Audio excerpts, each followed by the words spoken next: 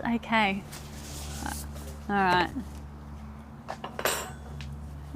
Okay, welcome everyone to our gyros demo. It's so good to see people here in person, and obviously for the first time we're doing a live stream, which is great.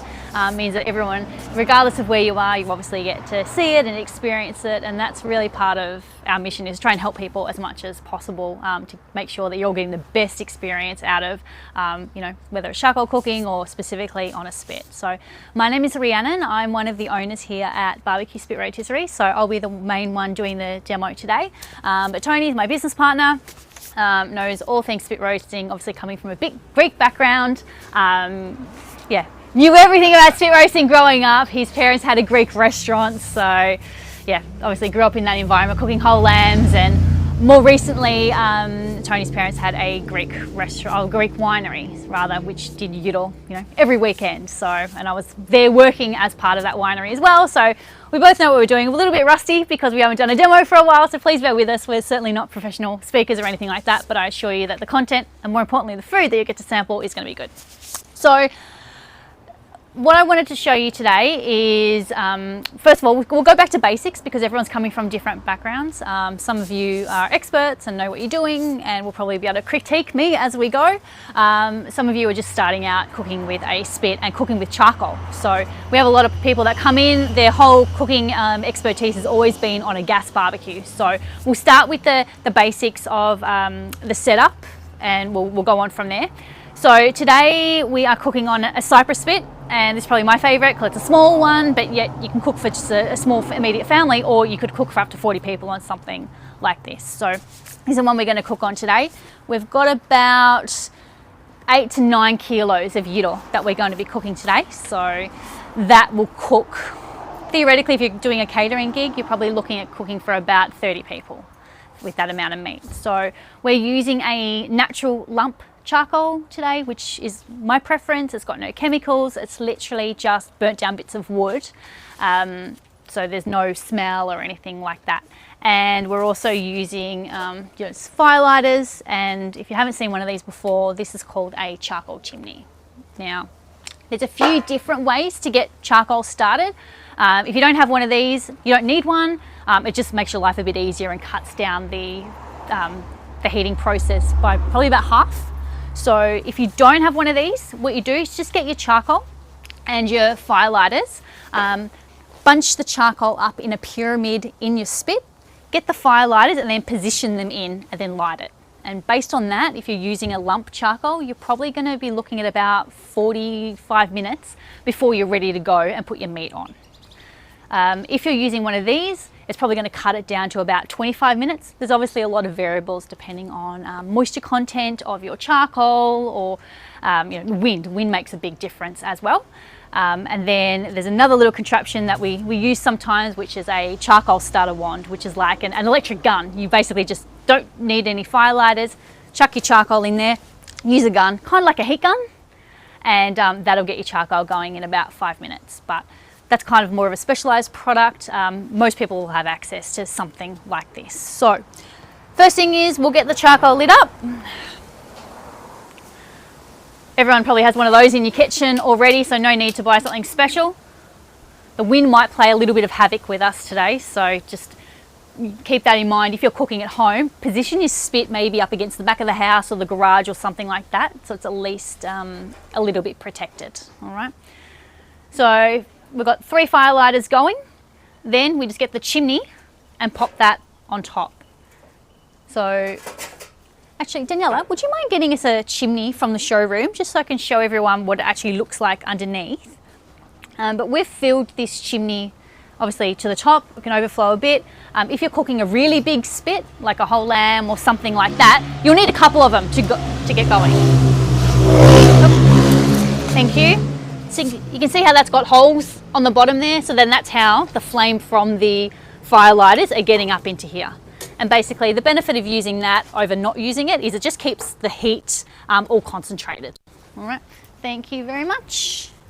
All right, so we'll leave that sit there while we get our meat prepped. So obviously you can go to your local butcher, and we are all for supporting your local butchers where possible.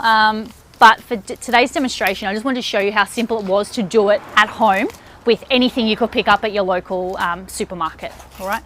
Some butchers you'll be able to go to and order the gyro for them. You can even take the skewer to them and they'll pack it on the skewer for you, all right? But if you decide you've left it too late and you want to do gyro that weekend, you can just go to the Woolies and get it yourself. So we've got chicken thigh here today. I prefer using chicken thigh because it's got a bit more fat on it than breast. I find the breast goes too dry. Now, so that's what a chicken thigh obviously looks like, with no skin and no bone. Definitely by the deboned chicken thigh. Now, you might be able to see, and every animal is going to be different, or every chicken's going to be different rather, but depending on the size of the chicken, part of the thigh is going to be thicker than the other part of it. So what I like to do is I just thin it out a bit and fill it out so that it becomes more like that, all right? So I'll just do a couple of those. Some of them you might want to remove some of the excess fat that's on there. I know that a lot of people say that fat equals flavour, and it does, but I don't like to leave too much on there. So just trim any of that fat off and fill it out to get rid of the thicker parts, and then it becomes almost like that shape. If there's any weird shapes hanging off, just cut that off as well. All right, do we have any questions so far? No questions so far? Michael, do we have any questions coming through at all that anyone wants to know? Yeah, why do you use lump charcoal, not briquettes? I prefer to use lump charcoal because of the flavour that you get out of lump charcoal. So being an all-natural product, and as I said, being just literally burnt down bits of wood, it will light faster than a briquette because it's not as dense as a briquette, but also during the cooking process, you can top up at any time. So with a briquette, generally what you'd want to do is allow any of the binding agents or the chemicals or anything they've added to that briquette to basically make it a briquette. You want that to burn off. Some of them they'll put an accelerant or something like that on there, and I personally don't want that burning into my food, and that's why we use a lump charcoal. There are many advantages to using a briquette, because a lot of them are made from compressed sawdust or bamboo or something like that. They're a lot denser. So obviously if they're denser, they're going to be a little bit harder to light, but the benefit is they're going to burn for a longer time as well. So look, personally, I'd go for a briquette pretty much every time on a spit. It's easy enough to top up with the lump charcoal, which we'll have to do at some point during this cook. Briquettes do have their place, particularly you know, if you're cooking in a longer time, say in a smoker or something like that, because you don't really want to keep on topping that up as regularly over the longer period of the cook. But with a spit, you just know you're going to have to top up during the cooking process anyway, which is easy enough to do. You don't have to get one of those chimneys going every time. What you can do is you can literally just get the unlit charcoal and throw it on to the already lit charcoal. And because it's natural, you don't have to let it burn off or anything like that. You're not going to keep getting that waft or that smell that you can get with some brands of briquettes.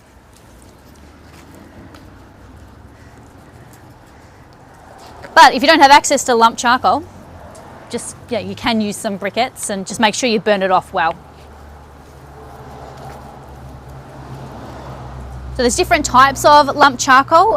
The one that used to be very common, probably only a few years ago, was mallee root charcoal. That was always the preferred choice for Greek restaurants, and we used to sell a lot of it here. The problem now is that it's very hard to come by. It's obviously very labour intensive to manufacture charcoal, you know, in the big pits and things like that, and it just was no longer financially viable for them to do so. So now a lot of the lump charcoal that you'll find is either veggie charcoal, which we find burns quite, it burns really hot and it's quite ashy, so we tend not to use that for a spit as much. But what we have been using lately is we've been importing charcoal. It's still a natural lump charcoal with no chemical, but yeah, we've been importing that stuff there. If you are using the imported stuff, which pretty much anything you'll be able to find nowadays is going to be imported, I personally steer clear of a mangrove charcoal, and generally mangrove, that's just my personal preference. Maybe I have a super sensitive nose, I can smell everything, but I can I can smell the swampiness in a mangrove charcoal, to be honest. A lot of people don't notice it. You know, a lot of people don't notice the smell from a briquette. I personally do, and I don't like that flavour going into my meat. So by all means, just try different things and you'll figure out what you personally like. Clean that for you. Yep, if you wouldn't mind, or just give me another disposable one would be great. All right, so the chicken, we've ended up with just thin strips like that. The chicken's the easy one to prepare. It's the lamb that takes a little bit more time. Now I'll just change my gloves over. Thank you.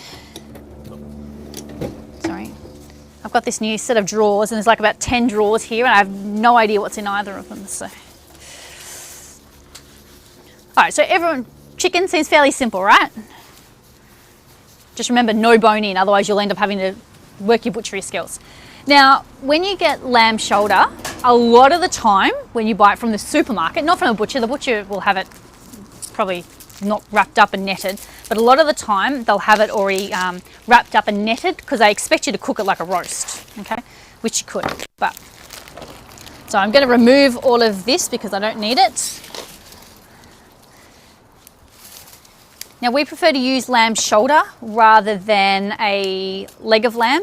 Again, it's just got a bit more fat into it, which is good for spit roasting. If you're gonna cook a leg of lamb on a spit, by all means do it, but do it whole. It doesn't make a good gyro. All right, so this is what a lamb shoulder, get rid of that. Thank you. This is what a lamb shoulder looks like when it's already been deboned, all right? So we've now got to turn that into somewhat similar to what we did there, all right? Now, I am not a butcher by any stretch of the imagination, so again, it's more about showing you how anyone at home with no butchering skills whatsoever can do this. And you can be as finicky as you want. I remember when we were doing it for the Greek winery, we would spend hours every Friday night sitting around a table preparing the gyro. And I remember Tony's dad was quite finicky, but we won't be that finicky today because we want to get this on. So I'm just removing hard fat from the outside. I'm not removing everything because when the fat cooks, it is going to add a great amount of flavour. I should be getting you to do this. Yeah, you want to take over? Me? Come on. I've done my half. So we're just using like a simple boning knife. I'm sure butchers have a lot more knives at their disposal than we do, but that for us does the job. Just make sure it's sharp. Nothing worse than trying to trim fat off meat with a blunt knife. You're asking for trouble. All right. So this charcoal is getting pretty hot already. How long do you think that will burn for once it's sort of... Once it's lit, like we'll probably top it up after about an hour. Yeah, look, it won't be completely out within the hour, but we'll certainly keep topping it up. So one of the big questions that we get asked quite regularly, not just with gyro, but with anything, is how much charcoal do I need? Because obviously people will come in here, they'll get all their bibs and bobs, and they're like, oh, I need charcoal to cook whole lamb, for example.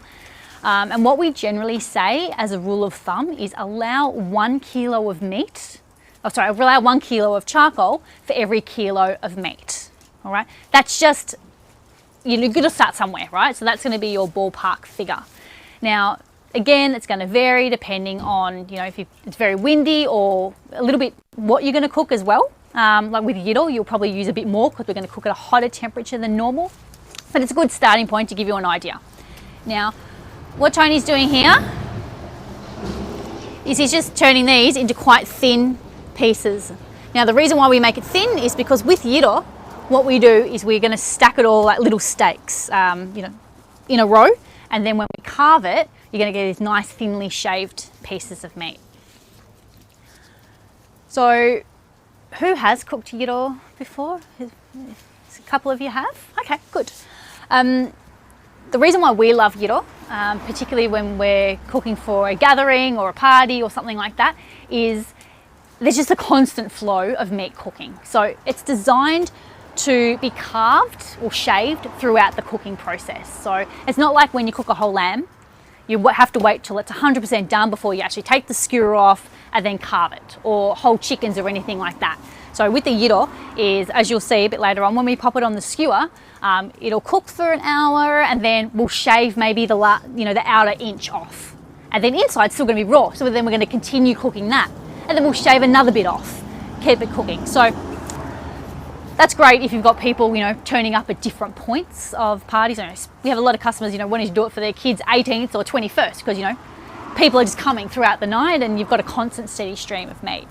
I suppose the disadvantage there is if you specifically wanted all the meat ready at a predetermined time for, a wedding or engagement where it's like, right, this is the sit down time. What you can do there is you can still have it carved, but then just keep it warm off to the side.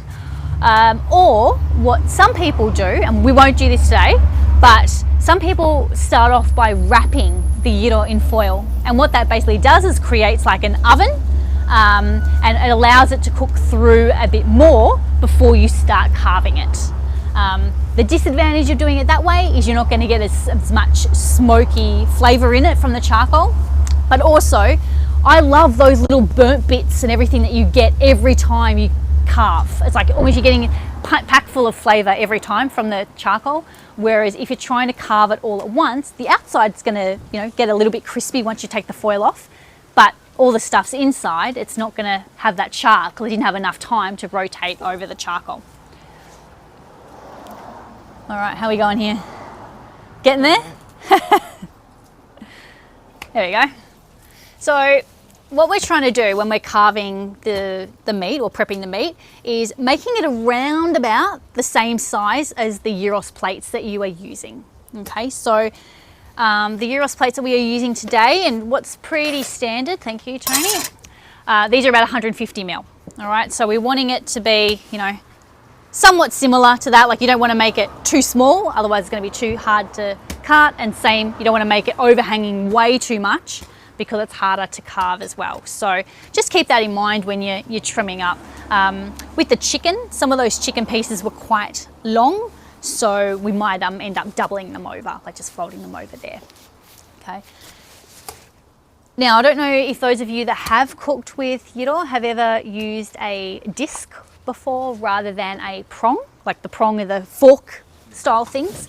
But the reason why we would use a disc rather than a prong is it's just so much easier to carve, right? So you'll see in a moment, but you can imagine we've got the disc, and then it comes to carving, we'll just carve up against the flat surface. Yes, Michael, we got a question? Oh gosh, here we go.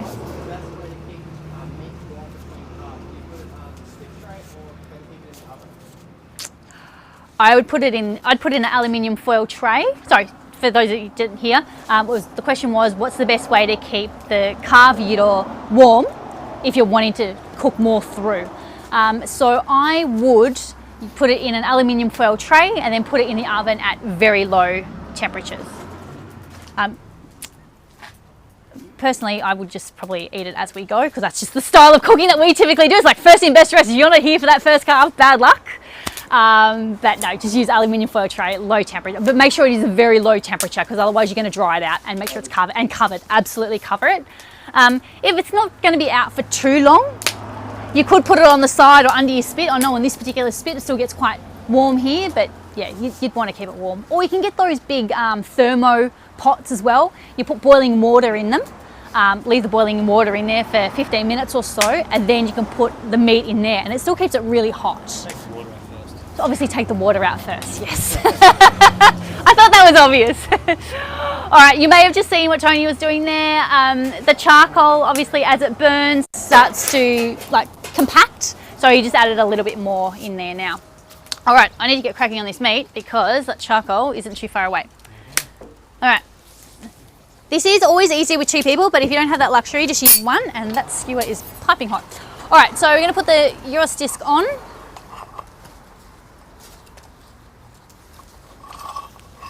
We may need to adjust this because I'm kind of judging, how much meat do I have? I've got more pre-cut, otherwise you'd be here watching me for an hour trim meat. You want to have it roughly in the center, so I'm going to put it probably around there and we'll adjust it. No? All right. Oh, here we go. Tony likes to be a bit more finicky. He's the one with the sharp object, I'm not arguing. All right, if you were at home by yourself, use a sink plug. So that, because this is actually quite hot because of where that was located. Yeah. So otherwise you can imagine how you're trying to put this on and this is starting to wobble, all right? If you put it in the sink, it's going to stop it from wobbling. Or if you're doing a really big gyro, like, you know, a meter gyro, put it on the ground, but put a tea towel or a towel or something so then it grips. Because I'm telling you, when you've got this loaded with weight, this is going to wobble everywhere on you, okay? All right. Are you loaded? Might help to put some seasoning on this, won't it? All right, we've got some Greek Gyros seasoning, which is just all natural. So a bit of salt, pepper, onion powder, garlic powder, paprika. Trying to think what else. Oregano, thyme, like a whole heap of different spices in there, which was basically a recipe that Tony's parents had used for forever and a day in their restaurant. But they didn't measure it out like we do in the bottles. So we had a very hard time when we tried to commercialize this because like they literally used to grab salt, chuck it and chuck this on. Chuck it. It turned out the same somehow every single week. I don't know how they managed to do it. So you can imagine when you're trying to measure it so every bottle is the same, it was a little bit difficult. So you can be quite generous with this. Some people ask, do we do this the night before? I probably wouldn't do it the night before, but you know, if you want to do it a couple of hours or so before, you can, just to allow the flavour to permeate through a bit more. This rub has intentionally been made very fine because we want it to seep into the meat. So, do you have a question at all? Are you all right? Are you all good? Yeah, he'll record it, he'll edit it, he'll maybe cut out all the dumb things that I say that are irrelevant. So here, in total, I bought 3 of those lamb shoulders. All about 1.2 kilos each. We did trim a bit of the fat off, but not a huge amount. So you don't have a lot of wastage because the bone was already taken out. All right. And the great thing about when you're cooking gyro is that there's no wastage because there's no bone on there. You're literally getting 100% yield. So as a rule of thumb, what we like to say is allow about 300 grams of meat per person. All right. So here, I think we've got about 9 kilos of meat in total. We would be fine to cook for up to about 27 people.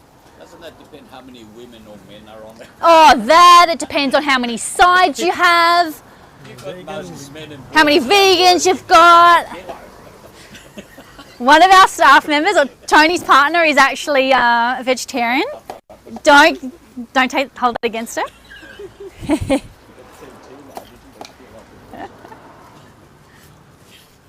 Oh, these little ones I'm just going to keep for the little kebab ones, but we'll just pop those off to the side. But also, it depends culturally. Like, some parties you go to and literally there's meat and, you know, salad, that's it. Others, there'll be meat, there'll be pasta, there'll be pita bread, there'll be, like, everything you can imagine, so. All right. Now, I'm going to do something shortly that is probably going to horrify a few of you, but I assure you I have done this quite a lot of times. We like to mix our lamb and chicken. Okay? Some people very much like to have the lamb here and the chicken here. The way that we do it is we have a bit of lamb, bit of chicken, bit of lamb, bit of chicken, etc. Now, the reason we do that is for flavour. So it's basically then every bite you'll get the lamb and the chicken flavours all mixed in. And I know there's a lot of health things that say, oh, you've got to keep your chicken and your red meat and all that kind of separate. I've never had an issue, and we've done this so many times. So you can see how some of these pieces of chicken are quite long. We will end up folding those over. Thanks, Tony. I noticed you've taken all the chicken skin off. Yes. I just find it goes a bit like chewy because, like, even though you're cooking over charcoal and it will go crispy to a point, but we're going to baste it, and then the basting kind of defeats the purpose of it going crispy. So that's why we don't use the skin. One of our team members did, and he said it was fine. I guess it's one of those things, you know how like you've been doing it the same way for years, or it's been passed down from generations. You just keep doing it the same way? Probably that. I should say it's for health reasons, but it's absolutely not. Michael, we got any questions at all? Yeah. Cool. Yep. Are we talking about like a dry rub?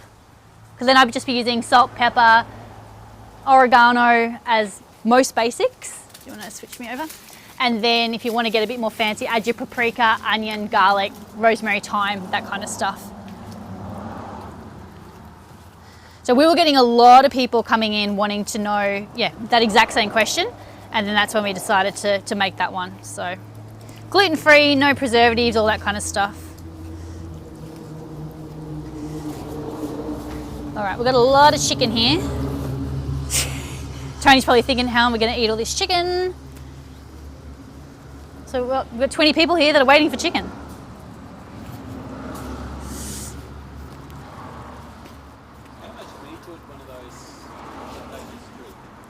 How much meat would one of these do? Good question. I reckon probably about 18 kilos. Like it wasn't full when I started. Yeah. Depends how liberal you want to be with it. Yeah, I'm being quite liberal here. Yeah. Wet marinade. Okay. For gyro, I don't use a wet marinade at all.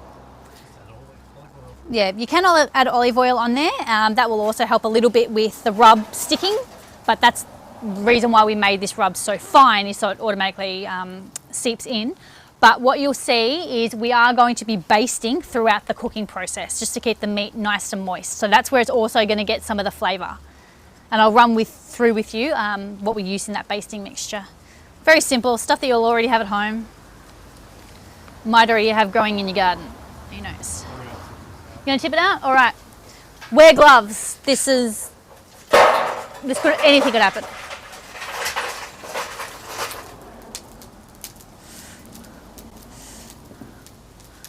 So with gyro, we like to cook the gyro quite hot. So as I said before, you carve the gyro throughout the cooking process. So it doesn't matter if the outside's charred and the inside's still raw. If you're cooking whole chickens or legs of lamb, you obviously want it to cook all the way through before you have to carve it. So in that case, you'd have less charcoal, you'd have less heat. Otherwise, you'll end up with the outside being a bit burnt and the inside still being undercooked. So it is intentional that we're using a bit more charcoal than normal. Have you got the skewer cleaned up for the wing factor? No. Not intentionally, no. We have some little kebab skewers that we're also going to cook at the same time, just because obviously cooking a bit of meat that's that thick is going to take a lot longer than cooking a bit of meat that's only that thick. So I know not everyone's going to want to hang out with us for, another hour or so until we do the first carve. So at least then if we have some small skewers going, we can, get everyone a bit of a taste. All right, Daniela, could I get you just to take this one for me? I've got a lot of meat here. I might just pop that in the fridge if that's okay. All right, we'll get this on. Can I ask a question? Of course you can, absolutely. With the briquettes, you make sure they're ashed. They're ashed over, so they're all white. Yeah, do you need to do that with the charcoal? No, you don't do that with charcoal. So the reason why I do that with a briquette is just to make sure that any of the binding agents or chemicals have burnt off. All right, so literally we're just gonna put a bit of chicken, a bit of lamb. I might get you're taller than me, Tony. I might get a hand here when you're ready. So Tony's really loading that up with a lot of charcoal. A lot more than what we normally would.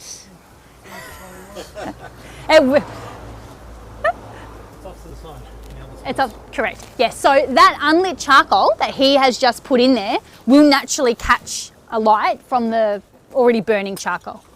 All right. Yeah, of course you can. Well, honestly, that's just because of what we had here. If we didn't, any food handling gloves are fine. At home, if you don't want to wear gloves, don't wear them. I'm obviously just wearing gloves because I'll be serving people here today, and I don't really like it going in my hands. Hold. All right. Obviously easier if you've got two people. Make sure that you do your gyros plate, or if you're using prongs, just do it up really tight because things will move during the cook.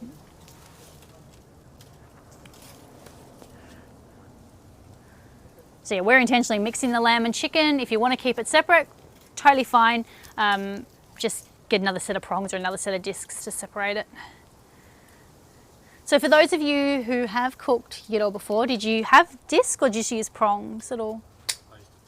Use the disc, yeah. Have you used prongs at all before? No.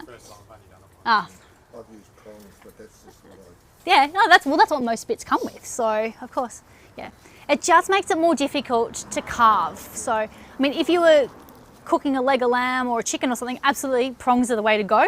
It grips on better. But because we're going to be carving this or shaving it, it's so much easier not having to dodge the spike of the prongs.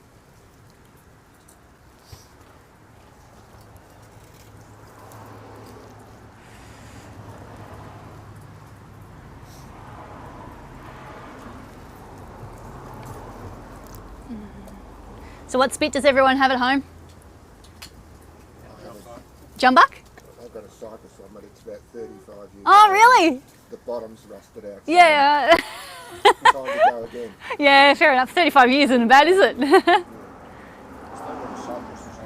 The jumbuck spits have gone crazy. Yeah, it really is. Like we get a lot of jumbuck customers coming in here to get the discs or the seasoning or whatever, and yeah, it's been great. It's gotten people, you know, it built awareness of spits. It's like this resurgence. It's come back again.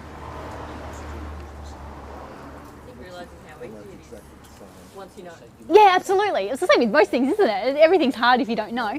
Now, look, you could absolutely go to your local butcher, take your skewer and your disc into them the day before your party, and ask them to do this for you. And they can do it for you. Some butchers are going to go know more about gyro than others. Some people, their idea of gyro is, oh, I'll just put a gyro seasoning on there, but they might not give you the right kind of meat or fillet it right. I just do it myself. It's easy enough, you know. But if you've got no time, drop your skewer off, go there the next morning and pick it up and just throw it straight on. A lot of people do that when they're cooking whole animals. Like, well, how regularly do you have to put a whole lamb on a spit? You're a bit worried if you don't know how to do it properly, so you can just leave it to the butcher to do it.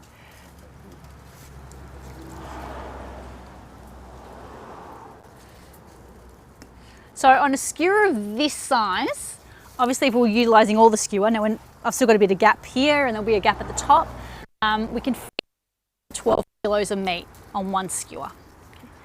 I've had one customer before send in a video showing me he fit 25 kilos on one skewer. I'm like, what? Impossible. And then he sent a video in, I'm like, oh my God. It was like this massive, like it was overhanging the, he said, he was from a, I don't think he was Greek, but he had a very large family. And if I hadn't have seen it, I never would have believed him.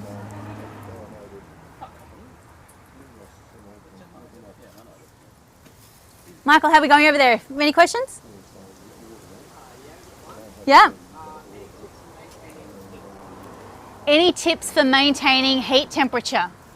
One, try and cook in an area that is protected a bit by the wind, because that makes a very big difference. So, as I said before, cook behind your house or the garage or something like that. Do not cook inside. I cannot stress that enough. You'll give yourself carbon monoxide poisoning.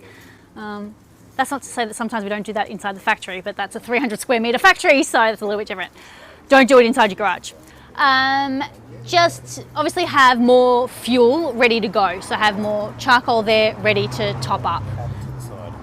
Yes, thank you. Don't chuck the unlit charcoal directly on top of the already burning charcoal, because what you'll find then, you'll actually have a decrease in temperature because the lit charcoal will be, what's the word? It'll be almost smothered.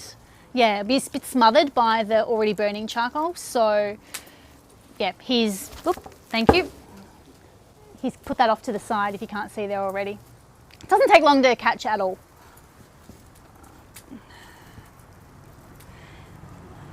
There are spits available that have like a wind guard on them as well. That helps reduce the amount of charcoal that you use and also helps reduce your cooking time. We haven't put the wind guards on this one today because we're going to be cooking some little kebab skewers, but you'll see some spits inside have hoods and things like that, or wind guards, or you can probably, depending on what spit you have, you might be able to fashion something up by putting a bit of gel sheet on the back of it or something like that. Are we using the crisscross technique? We are. The reason we are using the crisscross technique is just to make it more even, so it's rounder in shape rather than all of the chicken fillets. So obviously the chicken is long rather than wide, so that's why we cross them over. There is a method to all of our madness.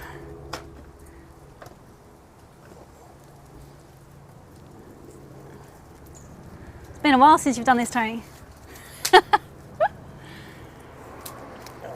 All right, that'll do. All right, where's our second disc? So this is the important part. You really do need to wedge this in quite hard. Otherwise what you'll find is, particularly when it gets all warm, it won't spin. It's like, push it as hard as you can. You can use some pliers to tighten it if you'd want. That's one of the advantages of the prongs. Yes, correct, yeah. Right? All right, I'll leave that one over to you.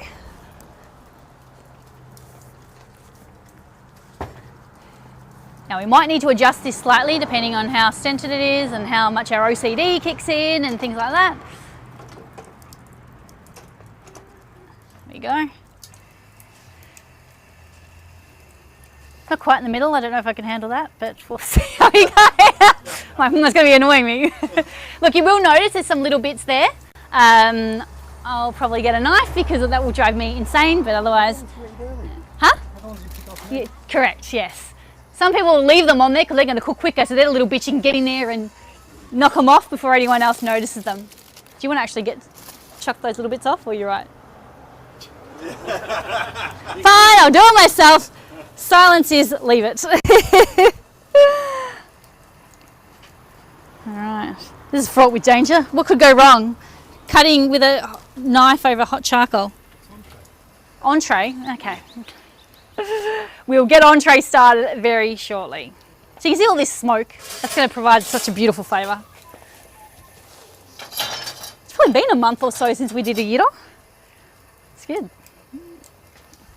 So is that height going to come down, or is it this is going to stand? We'll probably just start it off. We've got a lot of charcoal in there. So you're going to lower it after? We probably will, to crisp it up.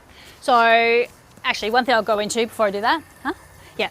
So gyro, as I said, is going to be a little bit different because we're going to intentionally cook the outer layer for about an inch or so quicker rather than trying to cook it all at once all the way through. If you're cooking a whole leg of lamb or a chicken or something like that where you need it to cook all the way through, as a rule of thumb, you want to be able to hold your hand over the charcoal for about 8 seconds. Okay. Now, obviously, your hand is going to be able to withstand more or less than I can, but again, that's just going to be a rule of thumb. So hold your hand over the skewer or over the charcoal where the skewer is for about 8 seconds. Now, with that gyro, I reckon I'd struggle to probably hold it there for 3 or 4. It's very hot. And again, that's intentional, but if you want to cook it all the way through, you need it at a lower temperature. So the way to lower the temperature is, well, firstly, we wouldn't have put we probably would have used half that amount of charcoal, not even, if we were cooking something where we wanted to cook it all the way through. But also, you've got the height adjustment of the skewer as well. So most spits will have a height adjustment functionality. Otherwise, your only way is to get a little, like a little shovel, like something like that, to be able to get in there and just move your charcoal around, disperse it a little bit, and then when the temperature drops back down, pull it all back in together. Okay, so what we're going to do is we're just going to prepare some little mini souvlakis on these little skewers here. This should only take around about, half an hour, 15 minutes to cook. So just going to get some little kebabs happening. Same seasoning, same chicken thigh and same lamb shoulder. Do you want to start skewering while I'm carving this so we can get it on? That's all right. And the good thing about having the little kebab skewers is, if there's kids at your party or something like that, you can get the kids over and done with so they're not waiting. Or if you just want a little entree or something to have when you're having your beer, you get that going.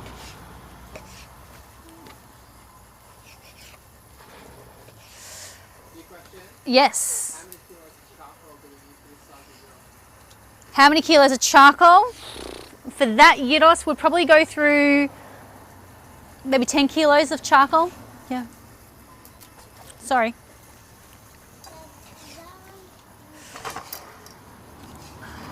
All right, so these are just little cubes, nothing to it. Too small.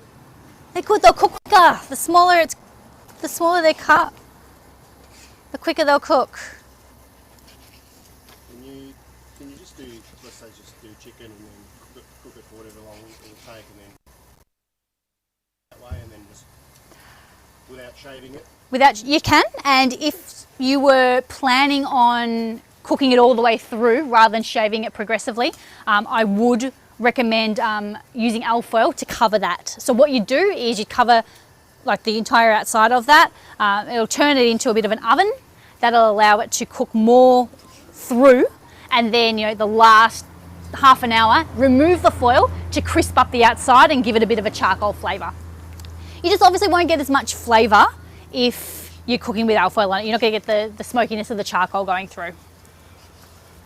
I think if you're wanting everyone to eat at the same time or have everything cooked at the same time, you're better off carving it and then keeping it warm. With the rule you said before of the 8 seconds. Yep. Do you recommend having it at a set height at the top and moving it down toward the end, just for crispiness or something like that? I think I would be starting in the middle, because then it gives you flexibility where to go. So start in the middle, and then if you're finding that once you've added new charcoal, then you're getting that spike in temperature, you've got the option to go up. And then temporarily, like as your charcoal is declining, before your new charcoal has a chance to light, then you can lower it down. You might want to lower it down towards the end just to get your crispy skin, depending on what you're cooking. Like with a pork belly, obviously, or anything pork really, you want to get your crackling happening. Yeah. So you want to start that quite low, because we like to get the crackling towards the start rather than leaving it to chance at the end. And how long would you have it down low to crisp up at the bottom for? Would there be a rule? Are we talking specifically about gyro, or like the gyro maybe it only needs 15-20 minutes. Yeah, you'll notice the colour, like you'll start to get charred bits all over it. Like, and you want the charred bits because that's going to give you flavour, but you don't want it to be burnt. Yeah. The other thing you can do towards the end is, if you're here when we're going to carve, we actually we carve onto like a carving tray, and we have the carving tray sitting over the charcoal. So that's almost like a hot plate that's sizzling and kind of re-cooks it again. So what you could do is if you carve too much off or there's no char on it, you'll still get that sizzle and that frying effect towards the end anyway. And then that way we know that we're never going to give somebody undercooked chicken or anything like that. We've definitely fried it off at the end. Yeah.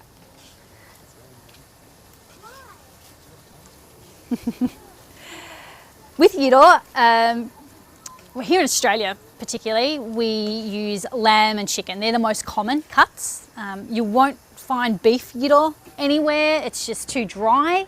But I believe over in Europe, especially in Greece, pork gyro is very common. So did you find that? That's what they use. Pretty much in Greece or throughout? They'll just use pork gyro. Whereas you can't go into a souvlaki place here and find a pork gyro. It's just not common.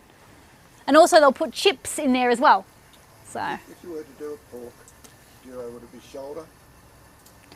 they normally use the scotch part, the neck, isn't it? The neck. And the same spice? Same spice, yeah.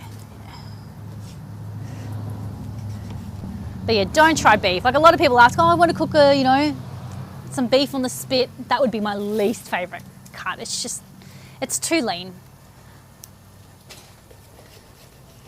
If you're going to cook beef on a spit, don't do it as a gyro. Like you might want to get some, what's that? Like ribeye, like do it like that. That comes out beautiful. But I don't like getting the big slabs of meat for that. If you're trying to do something for, I don't know, we used to do these charity events where it was all just selling roast gravy rolls and selling them to make money for the charity. That's fine because you're slopping gravy and all that on it. But for home use, you want to do it nice and do it a bit more traditional.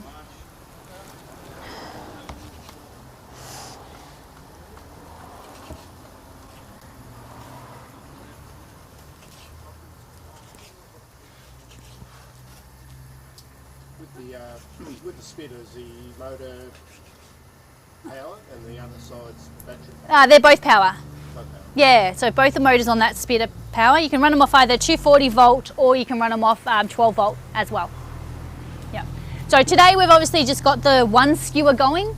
That does have the capacity to have all 3 skewers turning at the same time. So it's a traditional Cypriot style spit where, you know, the gyro's probably like, the gyro's taking up quite a lot of room, but traditionally they'll cook like little lamb loin chops, and so they're only that big, and so I have like all 3 skewers going with the lamb chops on there. Last Friday here at work we had chicken wings going, so we had a whole heap of chicken wings going on all 3 skewers at the same time, so they turned out really well. Now I don't know if you can see from there, but these little chicken skewers here, they've already started to go brown, so being that close to the coal, they'll be done within 15 minutes. What some people like to do is have the meat going, and then towards the end, when it's ready, have you know, veggies or something going on there as well. Veggies on a spit? No, not heard of. Like, what?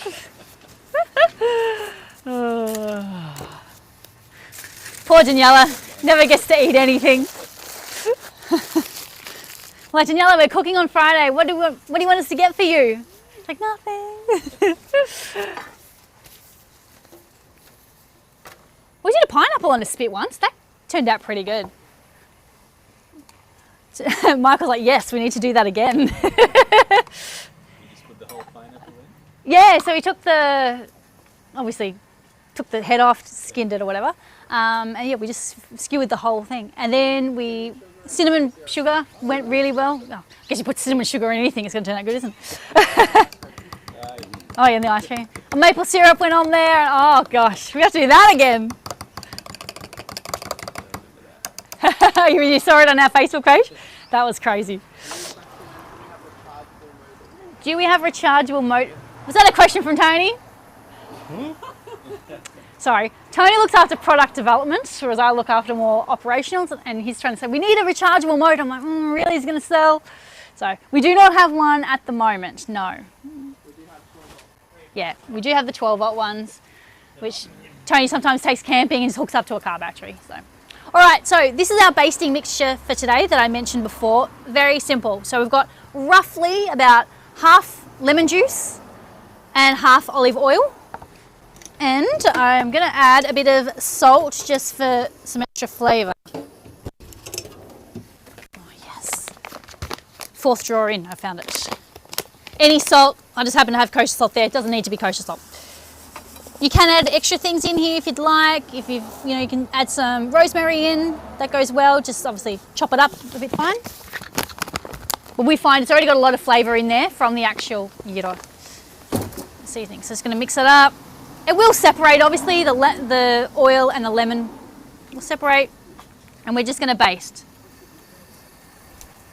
Do you want to do the tops as well, or just the bottoms? Just the bottom. Just the bottoms? All right.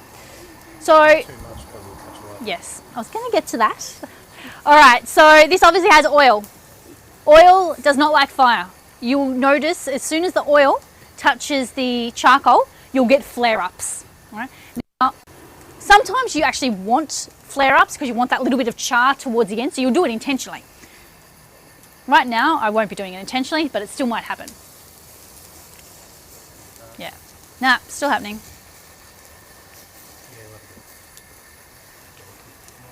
There we go. Now it's sizzling, it's getting a little bit of char on it. Just get a little bit of there. So this is adding flavour, it's adding moisture. And for this amount, that was about, you see how it's separating between the lemon and the oil. That was only 3 lemons from the tree, so that was good. You can use that reconcentrated lemon, I wouldn't recommend it. Doesn't taste as good. How often would you baste? Whenever I notice it's starting to go a little bit dry, really. Yeah. No, probably every half an hour, just do it. Definitely after every carve. So after I've tasted the first carve, right, I'll be able to kind of gauge, did that need a little bit more seasoning or not, right? If I think it needed a little bit more seasoning, I'll get some more of the rub. what I'll do is I'll baste it a little bit to kind of wet it, and then I'll get some rub and I'll sprinkle some more rub on the outside. You've got to remember, the first carve is the best carve. It's where a lot of the flavour is. You've got the char on the outside, right? So if your first carve's like, oh, it didn't quite have as much flavour as I would have liked, you're going to want to put some more on the other side, right? Yes. Yes, I apologise, sorry. I should have been doing that, I apologise. Oh, God. Oh, hilarious. Well done. Well done. Does Albert have a Flaming Coals t-shirt with the Gyro man on the back? Oh, funny. All right, so based on what you've seen so far, I know we haven't carved, but does it look simple enough that you reckon you could go home and do it? Yeah, it's not hard at all, right? I have covered this already, but what sort of charcoal are you using? So the question was, what kind of charcoal are we using? Today we are using the Flaming Coals lump charcoal, which is a natural lump charcoal, basically just burnt down bits of wood. That's it. So you get these long, I'll just pop that there. I'm very animated when I talk. You just get these big long logs. They're burnt in like a big pit, and then they get these big machete things. They just chop it down into whatever size. So the charcoal here, I'm not going to touch food. They're quite decent sizes, right? So you want a decent size, because obviously the larger the piece of charcoal you're using, the longer the burn time you're going to get. Obviously density of the charcoal affects that as well. The denser the charcoal, the longer it's going to burn. Some charcoal you will find, depending on how it's been stored, or if it's gone from like a wholesaler then to a retailer on pallets, like they become quite small and you end up with little pebble bits like that. That's going to burn really quickly. It's okay to use if you're just grilling, because you want that burst of heat and you're done within half an hour, it doesn't matter. But when you're cooking with a spit, you want the longer cook times, or longer burn times. Sorry, longer burn times, not cook times. Some of these are looking pretty good. I don't reckon we'll be that far off, Tony. What do you reckon? I know we've got some more time. Huh? I know we give them more, but I reckon it's looking pretty good. How many people have we got?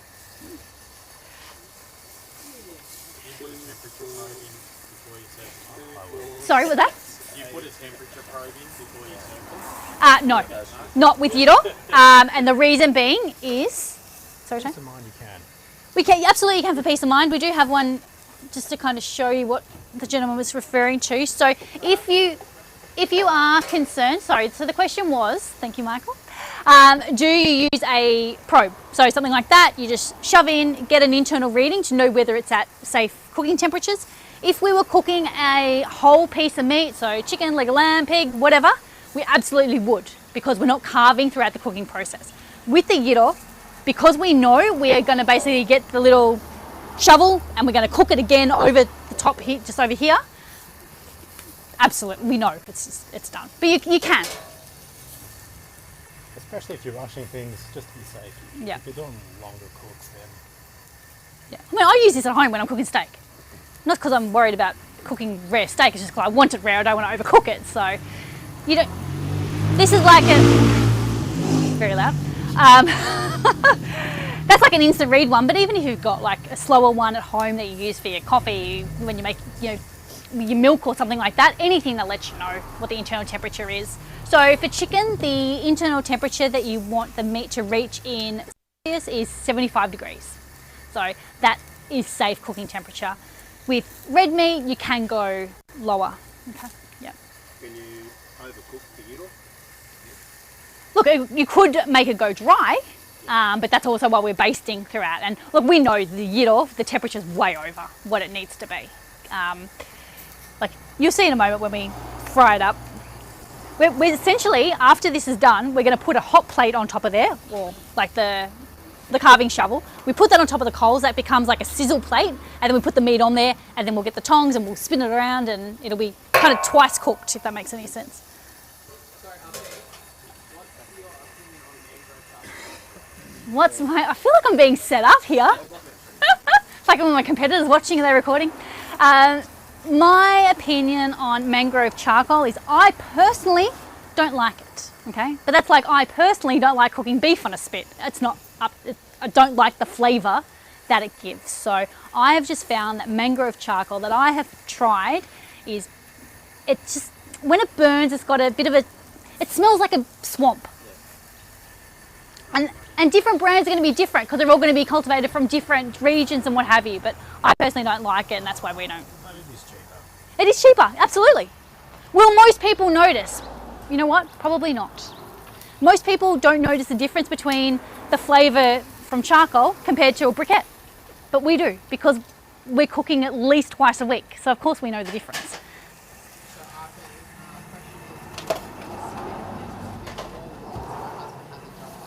Do spit, disc, spit or rods? No. So if you are buying the discs, obviously you need to know what the thickness of this skewer is to make sure that the hole on the disc fits through. These do fit a jumbuck, so you can let that lady know. These ones are 10 mil, that's pretty standard size, but obviously, you know, if you're cooking on a spit that's 1.5 meters long, it's going to have a much thicker pole, which means you need a disc with a thicker hole there. What do we use to carve? Okay, easiest thing to carve the meat with is an electric carving knife. So if you have a carving knife and you can pick them up dirt cheap, like Kmart or Target or something like that, like I think they're $30, like it's really cheap. Use an electric knife, makes it so much easier. And if you're still hanging around later on, you'll see it's easier with 2 people to do the carve. If you don't have it, just make sure you have a super sharp, quite a large knife. Must have gloves because you're literally carving on top of here and you will burn your hand. Speaking from experience. Oh, Tony, these are getting beautiful colour. Does anyone want to... Michael, we're going to step in front of your camera for a moment. Come in and have a look. You get to see what I'm talking about. Just don't trip over anything. Mind you. You see how these are getting nice and charred? Yeah. So they're pretty much, there's a lot of, if you want to feel, there's a lot of heat coming off that. All right, but these little kebab ones are pretty... Michael, can you get in for a close-up with this or not? For people at home? No, you can't? Okay. That's all right. We're doing the best we can. If only there was a way to live stream smells and things like that. So if you want to make a smaller size, it's still going to be the same diameter meat? Yes. But same, yeah. not thinner? Yeah. Because what you'll find is, and we've done it, we've cooked a gyro that's only this big. I see, yes. But then it's harder to get your knife in such a small thing, yeah. All right, Tony, I reckon we get some of these. Yeah. Yeah. You don't make thinner? You can try to if you can. It's just harder with them. Who doesn't like eating gyro for 2 days afterwards, you know? Turn it into pizza. We good to take these off? The probe? Oh, it's in my pocket, sorry. There we go. We're starting to get hot with this charcoal.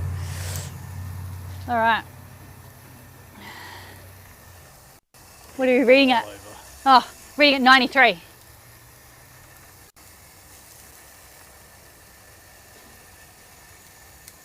That one's not ready, not that one. All right, those 3. All right, we're gonna take these off. Now you'll actually know if you'll get to see whether we know what we're talking about.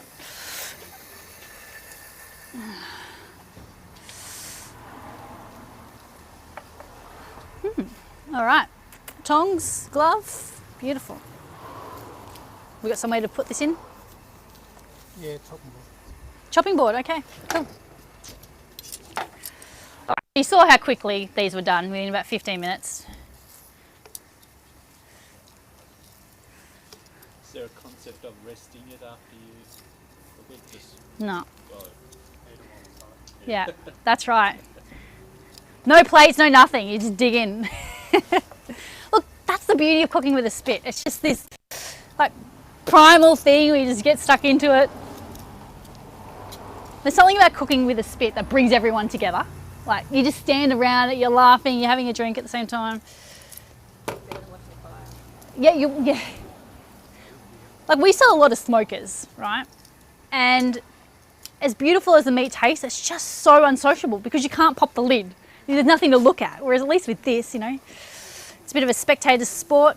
You try and grab that little bit as it's cooking, you know. I'll break it up. Huh? You'll break it up. All right, don't burn your hands. I think we should put this in the bowl. Michael, you don't want to get in to show people? All right, I reckon our lamb's done. What? Oh, yes?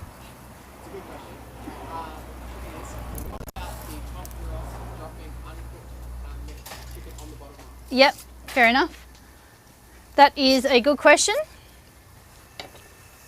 Have they seen that happen? Because I haven't.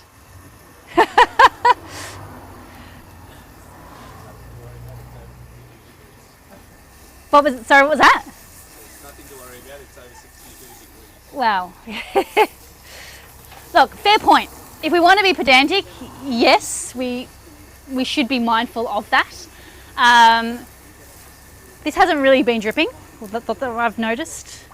Generally, you would cook your little kebab skewers more towards the end of the cook. Like you put your veggies on, and at that point, it's already done. Okay, but fair point. If people are concerned about that, maybe don't do what we've just done here. But again, we've done this dozens and dozens of times. I'm still alive and kicking. This is the disadvantage of having things recorded. Now people will play it back to me. Rhiannon said. This is a worry. All right, so Tony's just adding a bit more flavour from the basting mixture. All right, how are we going to serve this up? You can walk around. Daniela? I'll just... We'll get the vegetarian to do it because we know she won't help herself. Whereas if we get Tony or someone to do it. Good timing, Doug. Oh. Are we eating? We? Collectively we? Well, I'm sure there'll be some for you to take home, Doug. No, Jeff, you got a... It's easier to carry it around for me. Sorry, is there a question? Is there a problem in sprinkling more of the seasoning mix on top? No, you could totally do that. You could totally do that. No. Do you want to... No. Just go and carry that around. I'll show Michael on the camera, so then... And then you can just pass it around. Paper towel. Look, we're very informal here. Everyone's friends once you cook around a spit together, so grab a bit if you want.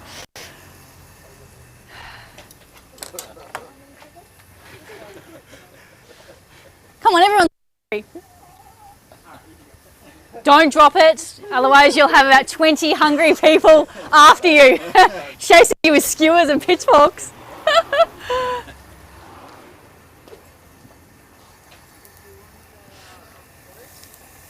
I've got another 3 here cooking, all right, so just dig in.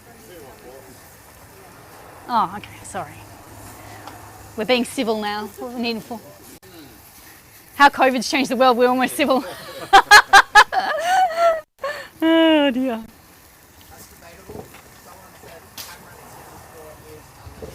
Cameron at the Sydney store is a legend, is he? Good to hear. Yeah.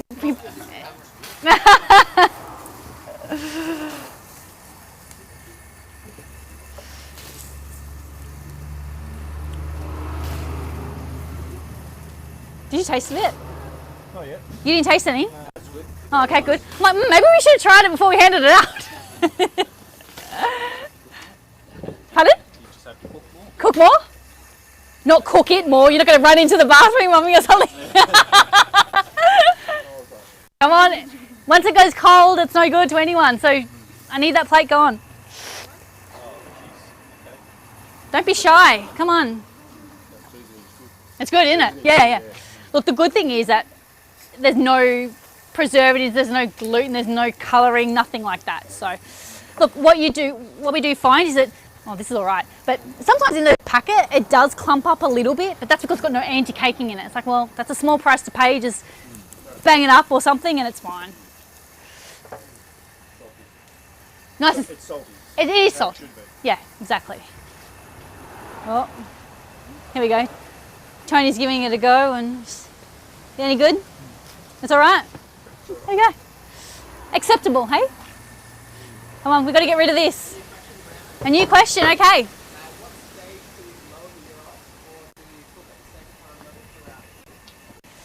We will lower it as soon as we get those little kebab skewers off, because we're going to want to crisp it up a little bit on the outside. Yeah, we're going to want to push this because obviously we don't want everyone to still be here at 3 o'clock this afternoon, and I'm sure you don't want to be here either. So yeah, as soon as these kebab skewers off and we've got the ability to put it down, we will. All right, so you just saw a bit of wind came through there and some charcoal flew around. Because we're using natural charcoal, I'm not fussed. Like if a little bit of charcoal goes on there, it'll just melt and blend in and it'll add to the flavour. If I was using a briquette and then I've got, you know, compressed sawdust on there or compressed bamboo or whatever's on there, I wouldn't be too happy. We will end up topping that up, yeah? Yep. Do you recommend using more hardwood charcoal rather than something like veggie when you're doing? So the question was, do we prefer to use or top up with some Gidgee or lump charcoal? We'll continue using lump charcoal. We've found that Gidgee, the supply that we're getting, it's quite small, like the pieces are too small. So the lump charcoal is much bigger chunks. You get a longer burn time and it still burns really hot. You just can't beat cooking with charcoal. The flavour that you get is amazing. I mean, we've got some gas spits in there that we sell and, you know, they have their place, you know, for total fire bans, if you don't want to be mucking around with the fire, totally fine. Personally, I don't cook on gas. We just cook on the charcoal all the time. So if you're going to do it properly. You want that one off? Alrighty. Entree number 2. All right, so on a spit like this, and every spit is going to be different, the height adjustment, sorry, I'm probably now blocking this camera, my apologies, is literally just via a handle, so you can go up and down, and then you can lock it in place. Now, every spit is going to be different, but it's important that if you don't have a spit, regardless of where you buy it from, just make sure it does have a height adjustment functionality. Did I just put it back up where you had it before? I did, of course I did.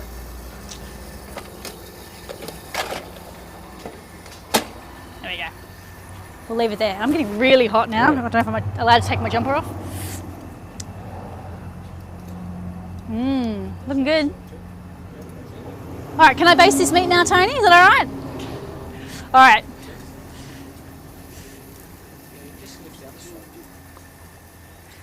Oh yeah, so on this spit, there's like a rod that runs from one side to the other, and then it raises and lowers both sides at the same time. Now this is a small spit, so that's why it was designed that way, because it was able to do it.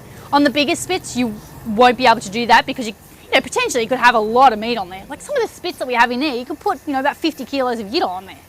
Yeah. I don't know about you, but I don't like enough people to have, you know, 150 people over at my house. But we, you know, restaurants might buy them, or footy clubs and places like that, you know. No. This is definitely my favourite unit. It's perfect enough to, you know, you're still going to pull it out if there's just a couple of you, or if you're having a bigger gathering, you can do that too.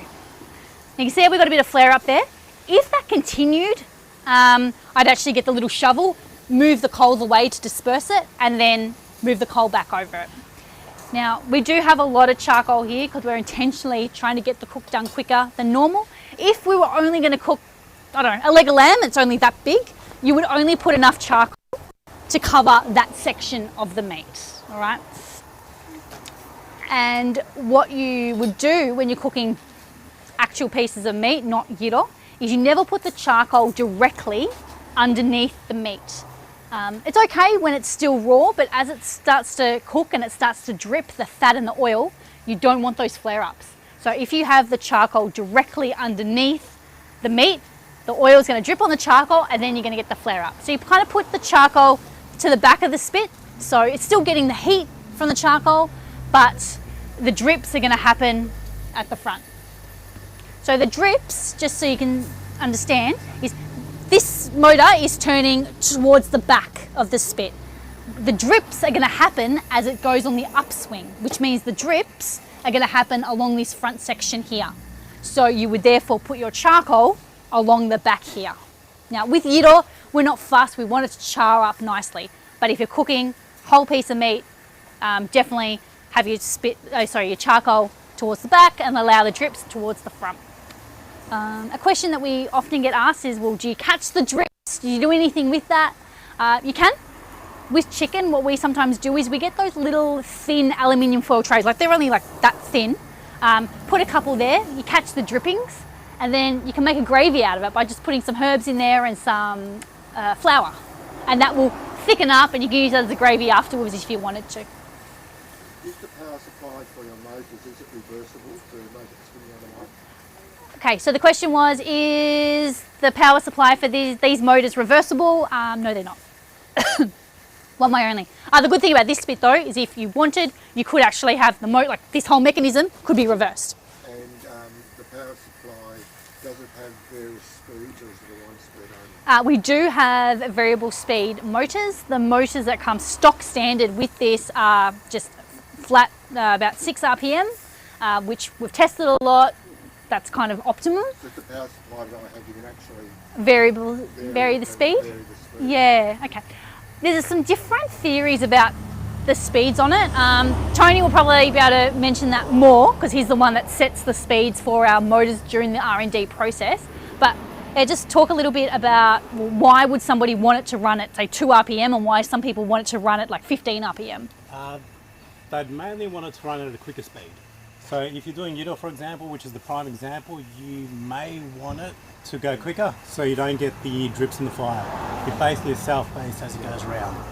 6 RPM is the average to get your normal cooking, and gyro, sort of it's the go-to that everyone wanted to.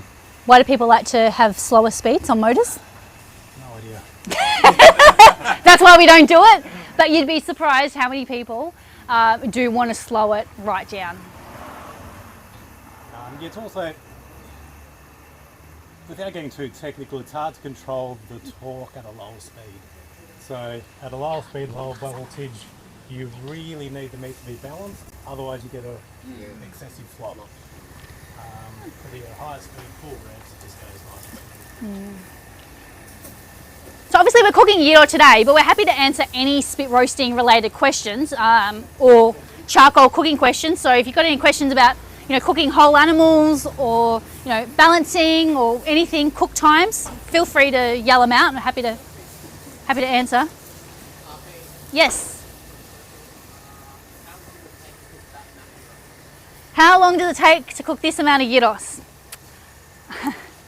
Part of it comes down to how long do you want it to take. So you could, if you wanted, you could let this go for 6 hours. You would just use less charcoal, you'd have it at a higher heat.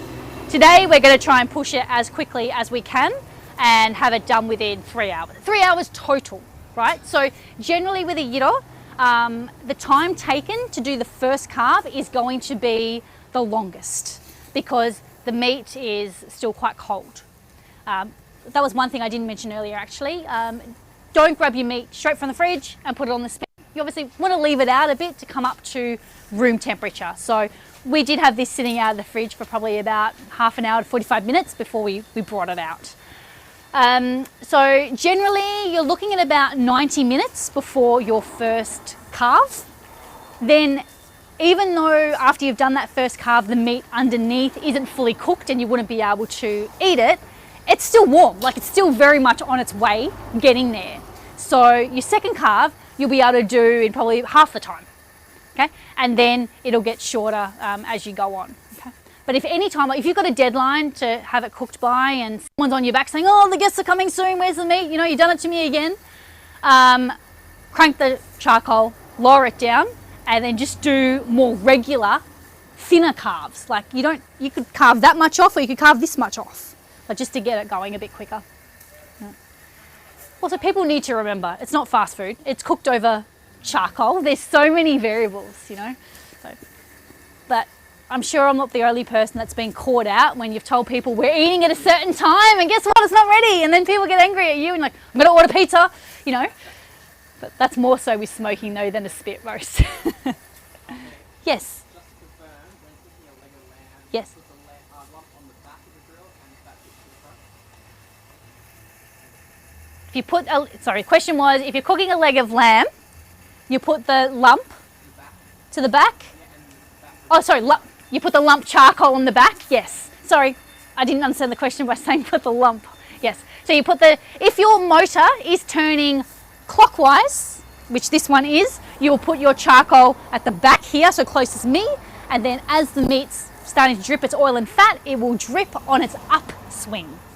Okay, so the fat rolls around, and before it goes back up, it will drip towards the front.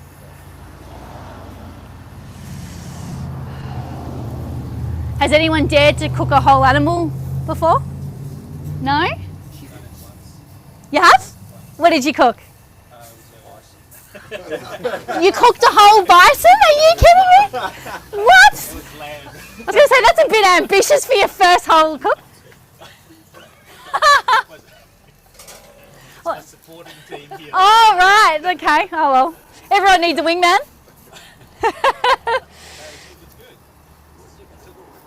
How long did it take you to cook the whole lamb? Probably about 4 or 5 hours. Yep. So 4 to 5 hours is about right, yeah. Plus whatever time you took to get The charcoal going and things like that. Yeah, yeah. So we do find that with Easter approaching, a lot more people are looking at cooking a whole lamb. Like, it's definitely a tradition in some cultures, particularly the Greek culture, to cook a whole lamb for Easter and name days and New Year's Day and things like that. So if you are looking at venturing out and getting a whole lamb, our advice would be to try and go for something like around about 17 kilos. Any bigger than that, they're just too tough and too fatty. If you can get something a little bit smaller, by all means get it. But 17 kilos is a common size that we'll be able to get from the butcher. And when you're cooking a whole lamb, Yep. again, the same rule applies that you put the charcoal on one side. Yes. Yes. Yeah. So the question was, if you're cooking a whole lamb, where do you put the charcoal? Always, regardless of what you're cooking, except for the gyro, it'll be towards the back. Yeah. Yeah. And pigs are worse. Sorry, pigs are worse because they're so oily that pig will go up in flames very quickly. So with the gyros, it's okay to have a flat bed of Yes, yes. If you've got more than one skewer going, you're really going to have to have it all the way. Correct. Yes, obviously. Yeah, spot on. So this spit, we're only using one skewer, and most spits just have one skewer, right? But if you've got all 3 skewers going, yeah, you've got no choice but to have charcoal everywhere. But we never, even though a spit technically is kind of a set and forget way of cooking, you know, it's going, you don't have to manually turn sausages or anything like that. We don't recommend leaving it unattended. All you need is someone to accidentally stand on the cord, pull that cord out, then the motor stops. And straight away, that side's going to burn, the oil and everything's going to drip, the whole thing's going to end up in flames. So don't leave it unattended. Oh, why would you? You want to be in prime position. There's a couple of little bits there that if I was on my own, I'd probably run the gauntlet and try and pick the little bits off. Does flavoured charcoal make any difference to the taste? All right. If your spit has a hood, then yep, it probably could make a bit of a difference. For a spit like this, I would not bother with flavoured charcoal or wood chunks, because what's going to happen is, as you can see, this smoke is just for a fleeting moment going past that. It's going to get hardly any flavour from that little bit of wood chunk or anything that you've added on there. But if it's got a hood, definitely, because it's trapped, so it is going to make a difference. Definitely for smoking, you want to use wood chunks and flavoured charcoal. All right, Tony, what have we just done? I just balanced the ratio. Okay. So, Tony, what ratio have you gone with the lemon juice and olive oil? Now, because you weren't shaking, you were only getting the oil on top. Listen to the Greek. The Greek man is always right, isn't he? Oh, the man's always right. Oh, we're outnumbered. We just got to agree, really. All right. So yeah, we've just topped up the lemon juice and oil. Did you put any salt in here? No salt. Gosh. You take over and don't do it right. I don't know. Whew. Lots of men have to worry about harming the arteries. So. Don't worry about your arteries today. Don't worry about logging calories today or anything. This is looking really good, and I'm getting quite warm. I've got to get away from that charcoal for a moment. Just out of curiosity, how Yes. much does a unit like this cost? You'd think I'd know that. Starting at $5.99. Thank you. Thanks, Michael. $5.99. We do have an Easter bundle pack where we chuck in some rubs and sauces and bits and pieces. The guys in the showroom will know That comes with more than me. the discs and Yeah. So the deluxe Cyprus, which is kind of we do have much cheaper ones, but the deluxe Cyprus comes with the discs. It comes with all 3 skewers. What are those baskets? I don't know if you've seen the baskets that you can put pork belly and chicken wings in. $3.99 for the entry. There we go, for the entry price. All the little kebab skewers. Yeah, not bad. Not bad. Oh, sorry, I'm gonna have to... Are they yours? Oh, Easter free shipping for those of you watching at home. Oh, this is not turning into one of those live streams if anyone's wondering why I'm taking my jacket off. Woo. Sorry, Rhiannon. Yes. What ratio is lemon juice to olive oil? Lemon juice to olive oil is about 50-50. It's going to be your personal taste. I like things quite lemony. I know Tony's parents used to do more 1/3 lemon and 2/3 olive oil. I like it. I like it a bit zingy, so I put some more in. Like, I'm not going to do it here, but if I was at home and just making it for my family, I would literally like, stick my finger in and taste. I'm like, yeah, that's about the right ratio, you know. So, promise you, I didn't do it today. Oh, these are getting some nice little char bits on the outside. Feel free to pop in if you want to have a look. Don't worry, we're just going to interrupt the live stream for a moment, Michael. If anyone wants to come in and have a look, it's looking pretty good. You can see some of the charry bits that are coming. And that's why the first carve's always the greatest, because you'll be able to pick off these little outlying bits. Does that come out straight? It does. Opens up and I've got a little one at home, but that's a little bit. how long would the charcoal burn for like this? What's it been going for? It's probably been going on for at least an hour. Well, somewhere between an hour to 90 minutes you'd be looking at burn time. Is it Melly root? We're not using mallee root today. We are using lump, so the Flaming Coals lump charcoal. So the reason we're using the lump charcoal, oh gosh, can't get towards the end. Just the lump charcoal is a bit bigger in size, that's all. But yeah, mallee root has a beautiful flavour as well. It's just a lot harder to come by. We do have some here. It's just, unfortunately, like most things in life with supply and demand, the price of mallee has gone up. So relative to this, which we're finding is just as good, you're better off going for this. So, and you buy the charcoal in the 20 kilo bags. There's no expiry on charcoal as long as you keep it out of the weather. Just use it for your next cook. You know, like you might only use half a bag here today, but we'll then use it next time. Oh, gosh. Grubby, can I get something? I didn't think about that, did I? All right, how do you reckon we... No, don't use that! Gosh! You remember how I had wet wipes on the to-do list? I needed wet wipes. Like, why do you need wet wipes for? This is why. Because I do silly things. What do you reckon, Tony? What do you reckon? I'm getting a carve happening. I know ordinarily it would be too early, but we can always just fry it off. Should be right. No, still too early? All right, so we're getting temperature, it's varying. The temperatures are kind of, yeah, high 60s, low 70. Again, if you had the deadline, I'd just carve it and fry it off on the thing anyway. Do we want a grill to put on, to rest that on? No? Cool, just checking. What would you prefer temperature to be? What would you prefer temperature to be before you start to carve? Oh, close to 75? Yeah. because of the chicken. Because If of it the was chicken. just lamb, we could take it off now and Yeah. medium rare is fine. Yeah. Michael, do we have any questions coming through? What type of charcoal? It's just a lump charcoal. So it's not mangrove, it's just lump. So It's a hardwood one. hardwood lump, sorry. So with charcoal, literally the way that they harvest it is they'll cut down bits of the tree, whether it's the root or the branch. They'll take it into these massive concrete pits. They'll put it in there and they'll light it, and then they'll put a lid on to starve it of oxygen. So it'll basically smoulder to turn it into charcoal, but it won't full on burn to this point here. So, and then they've got to go and they dig it up, then they've got to bag it. So it's quite labour intensive to make charcoal, hence why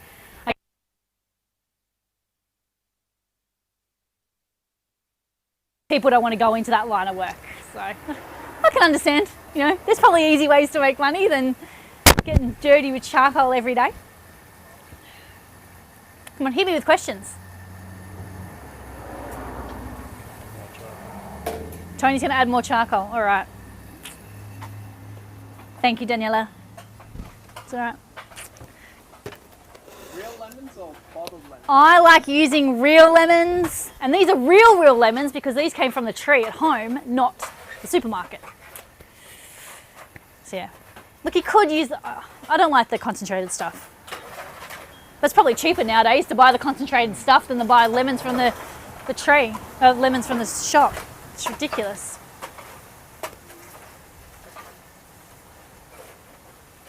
Am I putting it? Oh.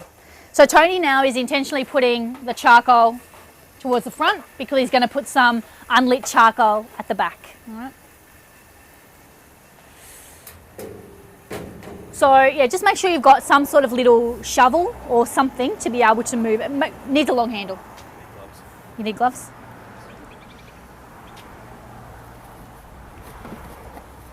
Okay.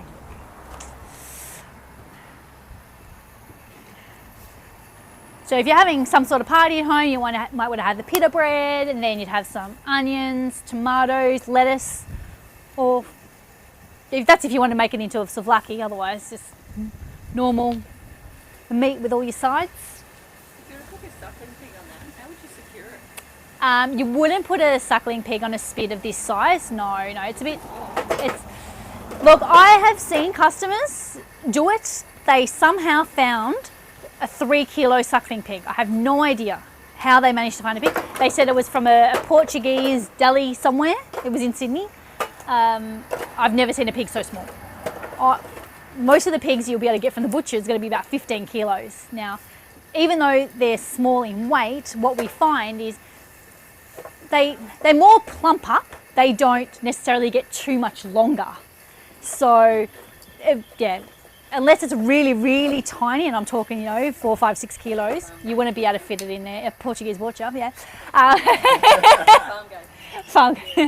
Yeah, you need a much bigger spit, like at least 1.2 meters long. And you use different attachments to make sure that that's secured. So you'd use a U-bolt, like a back brace, to hold the spine. You'd need 2 big prongs, so one will go through the shoulders, one will go through the hips, and then you need a way to secure the legs. So whether you use stainless steel wire or whether you use actual prefabbed up leg brackets to hold the legs in. The biggest mistake we find is when someone cooks a whole animal is they have no idea what they're doing.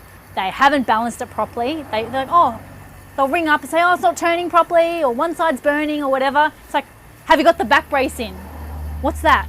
Oh, you would have got a little U-shaped thing. Oh no, I didn't know what that was for. It's like, so what happens is, yeah, you might have put the prongs in and tied the legs up, but the whole middle of it starts to buckle when the meat starts to cook. And it's fine when it's rigid and straight out of the fridge, but that starts to bend and buckle like a banana, and the whole thing just goes, whoo. We see it all the time. Yeah, and it's not good, because then the only way to fix that is literally you have to take it off, you have to unhook everything and put it back on. You've got your mates there looking at you, thinking you like a dickhead, and someone's yelling at you because you're now running half an hour behind. You're calling saying, I don't know what to do. It can be stressful. So take it to your butcher if you've got that option.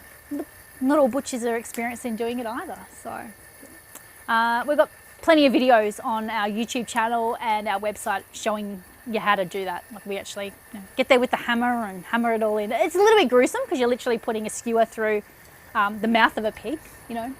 Teeth are chipping off everywhere, and it's not great. But this particular one, yep. And Michael's obviously filming this today, so he will be able to share the link with you all to rewatch it and relive it over and over again. So Sorry, Nick. question. How do you know when to add the extra charcoal? Because looking at what's left there, Yep. it looked like it'll do you for the whole cook. Yep. That does, okay, sorry, the question was how do you know when to add charcoal? Because it still appeared that there was quite a lot of charcoal in there, and you are spot on. Sometimes it comes down to a bit of experience. Like, we know looking at that probably in about half an hour, the temperature is going to start to nosedive. So we need to get new stuff on there, get that up to temperature, so when the other stuff dies, then that's already up to temperature. So it's almost like this continuing cycle, just knowing when the old charcoal is going to die down, so you've got the fresh stuff ready to go. That's the way to keep it as most stable as you can. Otherwise, you're going to be going like this with your temperatures if you leave it too late to add on. And the only way to fix that is just drop it down as low as you can. Yeah. What happens if you put the lit charcoal on top of the unlit charcoal? Yep, it'll smother it. And you'll actually then see a further decrease in temperature. It'll smother the No, lit charcoal on top. Oh, sorry, the lit charcoal on top. Sorry, I misunderstood. Good question. Tony, any idea? It's just easy like that. Oh, okay. It's about easy use. When you've got the lit charcoal on once, you can see it now. It's kind of starting to burn in the middle, Yeah. and then it'll. Feel free to jump in and have a look. If you do forget to top up and it's right down the bottom, don't put charcoal on top, or else it will Completely kill it. It'll kill it. You're better off getting a charcoal starter on the side, That's right, yeah. light it up, and then tip it on top. And that's something that we could have done. Yeah, we could have got that chimney straight away, have that going and then pour it on, and you'll get an instant boost in temperature. Or, you know, if you've got one of the charcoal starter ones, just blast that and to get it up quicker. The fire as well. You saw it was all over the back, and when you pushed it forward, it was only a thin line, and then you know I have to put more on. Yeah. It So basically if you lost pushed half it its. forward and it'll still past the halfway mark. It would have been okay for a while. Because yeah, right now we can see it's full, but then when we pushed it to the front, we can see it lost half its mass. So. Is it better that you push it forward or back? Or you just do It probably should have gone on this side. Sorry, I'll But yeah, I was standing on this side, so it was easier. Look, there's no exact science to cooking with fire. People tend to overthink it, and I understand that as a starting point, that you need a guide, you need a rule of thumb, right? But you're going to figure out the way that you prefer to do it as you go. It's like before when I was saying, you know, the 8-second rule, you know, you might need to lower that because there's more wind, or with the charcoal, when I was saying you need 1 kilo of charcoal for every kilo of meat, you might find that you need more or might need less because you're cooking higher or lower. You'll figure it out. I guess the advice that we give everyone at the start is what's going to get you through those first few cooks until you learn yourself. And as you said, Tony just did that out of habit, and because it was easier for him, it didn't really make any difference whether he moved it to the front or to the back. For you know, if I was doing For a you roast know, or something correct. like that, I would have paid attention to where the fat was dripping and gone the other way. You know, seriously, it's the simplest thing to cook. It's probably the thing that I tell everyone to start out with when they first buy a spit. Everyone loves it. You know, if you've got people that are fussy, you can separate your lamb, your chicken, your pork. Do that. Pack full of flavour, because again, if you're cooking, say, just for argument's sake, if you're cooking a piece of pork, right? Obviously you can only get the rub or the seasoning on the outside. You can't get it all the way through, whereas this, it's going to have flavour all the way through it. So packed with a punch. Yes? Where can people find the Flaming Colours rubs? Online? In store? I don't know, you'll find a link to post, Michael. We have different rubs, and this is just because we've made things to suit our own palate. They go quite well. Another popular one we sell is bovine espresso. I don't know if anyone's had that, but it's primarily for beef. It's actually got coffee in it, and you can definitely smell the coffee, you can taste the coffee when it's raw, but when it's cooked, you can't taste it. It just provides like a nice, what we call a bark, like that's lamb, that's not bovine. Yeah, so that goes really well on steak and briskets and things like that. Chicken goes well on wings, yeah. The gyro rub's pretty versatile. It goes on everything, the gyro rub. All right, I want to get a carve in. I haven't tried any meat today. Come on. Let's get a carve in. We'll fry it off. It'll be fine. It'll be fine. Yes, Michael. Yep. Oh, I did forget that. Yes, let's do that. Okay. Okay. All right, hang on. Wait. I don't think we mentioned this, but to thank everyone for getting out of bed on a Saturday and driving down to Seaford, we are giving one of these away to everyone who came in store today. All right, we'll do one for in-store and one for online. Okay, so I'm making shit up as I go, really. I don't know. I didn't want me to agree to. He's the marketing manager. He should know. So the computer for the people in here today. Yes. Pulled out Paul Barry. Paul Barry. Oh, look at you. There we go. Congratulations. You got some rum to try at home. And for those at home who are logged on, we haven't run it through. Sorry, I've thrown a spanner in the works. That's all right. Somebody who is tuned in at home can have a free rub pack as well. We'll post that out. All right. So to carve, you want to raise it so you can get your shovel underneath. What do we want? We need power. Oh, that's actually very important, where you set your spit up. It's all good and well, what I said before, setting up near your garage, but if you don't have power, you're going to be stuck. So just keep that in mind. I cannot stress enough, having gloves, whether you've got welding gloves or something, make sure they're long, because you will burn yourself. There's only so many times you can singe your arms hairs and be like, no, I've got to stop being a tight ass and just get a pair of gloves. All right. Now this is where the second person comes in handy. It is easier if you've got someone, I'm going to jump on the other side to hold the motor end. Would you like me to jump on the other side to hold the skewer? Yeah, but you got to switch it off as well. Yeah, I'll switch it off and I'll turn it. All right, so, oh, here we go. Got a volunteer. We turn your motor off. I'm gonna, do you want me to turn it on and off, or are we going to, huh? It's on and off. Okay.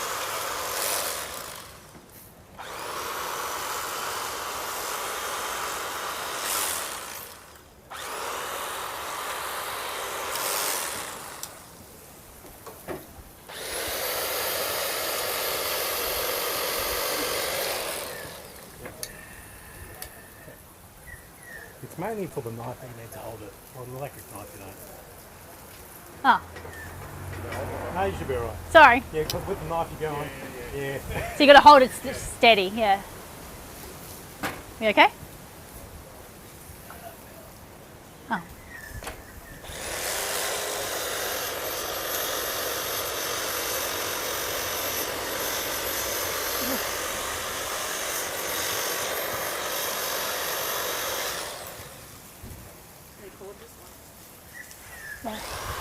Even better.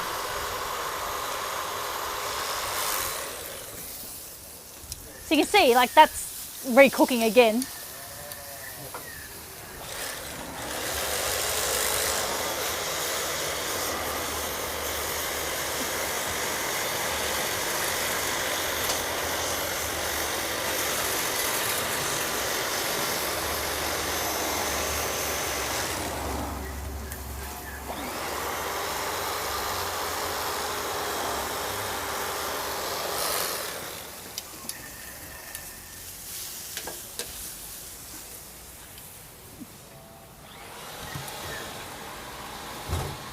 Foil tray. I'm just looking for aluminium foil tray.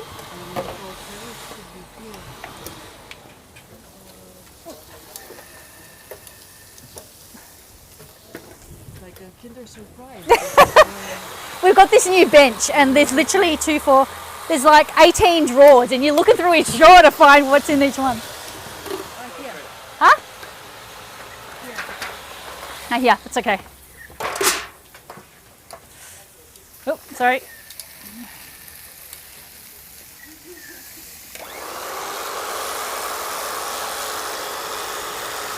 I'm just watching the drool coming out of everyone's mouth.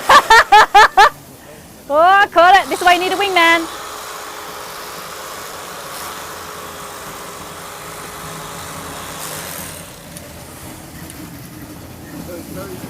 What's that about 7? About 9 kilos, yeah.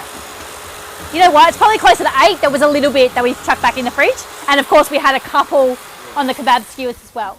All right, so we're just going to carve one more.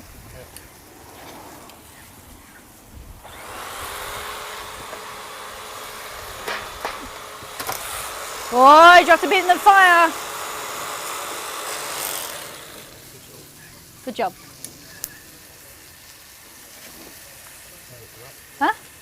Lift it up.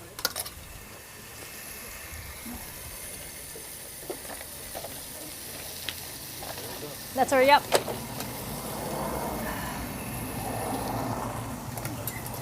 All right. So you can see, like even the lamb, it's still a little bit pink there, but it's cooked it's still quite hot. It's not like we're starting from scratch before. So that second carve is going to take a lot less time than the first carve. Bit of flavour. Bit of flavour, okay. Let's add some extras in there.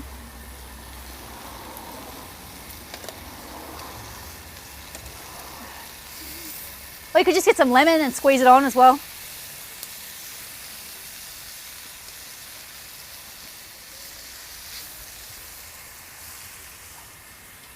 Actually, do we have any little plates or something? So would you baste it and drop it down now? Yeah, definitely. Yes. Yep. Oh, sorry. The question was, so now that we've done the first carve, what are we going to do? So we're basically going to, I'm going to baste it. I'm going to put a little bit more rub on the outside, and then we're going to lower it down. So all those nice crispy bits have been carved off. So now what we want to do is get this crispiness happening as well. And you're never going to get it as good as the first carve because it was all jagged and all uneven, whereas this time it's not going to be as great. So we have an at-home winner. Okay. Proof it's not rigged.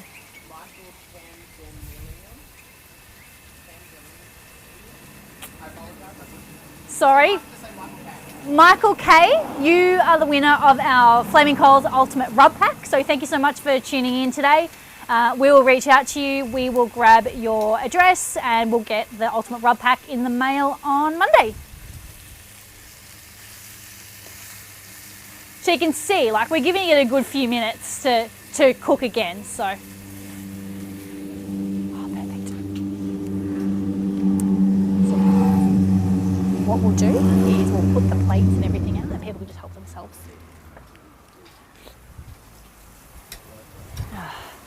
All right, what we're going to do, so you can all get a sample, is I'm just going to put it out here with some plates and some forks and just tongs, and just come and help yourselves. All right, so just give me a couple of minutes and I'll get everything ready. Bring it up. Thank you. Thanks, Daniela. See, this is the benefit of coming in person rather than doing it at home from your comfy couch. Although, look, I understand, Saturday mornings people have kids' sports and, all those sorts of things. So it's still good that now with live streaming we can get the info out there. Oh, okay. We didn't put rosemary in. You certainly can. It's certainly something that I've done previously. What you could also do is, rather than using a basting brush, you could actually just get some of these sprigs of rosemary. So get a few more than that. I swear that guy on the motorbike's doing it intentionally. Get a few sprigs of rosemary, maybe double the amount of that. Maybe get a rubber band, and then you could actually use this in the baste to baste with. So you could use that. Otherwise, just get little bits in, throw it into the basting mixture for some extra flavour. But yeah, today all we've used is half lemon, half oil, and some salt.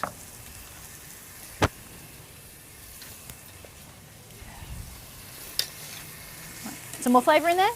Yep.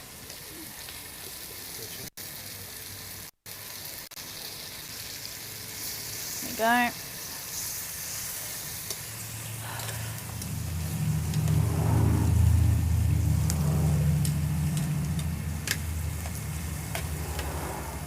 You can tell he takes pride in his cooking. Because we're rushing it. Yeah, that's right. We are being extra cautious. One, because we're cooking for you guys here and we want to be safe. And we did rush it. Like we carved after probably the first hour rather than allowing it an hour and a half. So we just want to be super careful. Do you find the meat sitting under there will keep warm? It will keep warm because it's so close to the fire here. Yeah.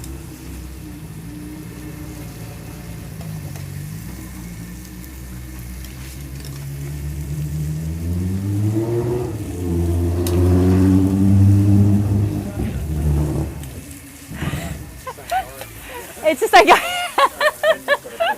it's a competitor. They saw the live stream and they wanted to come and sabotage. Oh, it's funny. This road here, it's normally incredibly busy during the week, but because it's all commercial and not many businesses are open, it becomes a drag strip. So.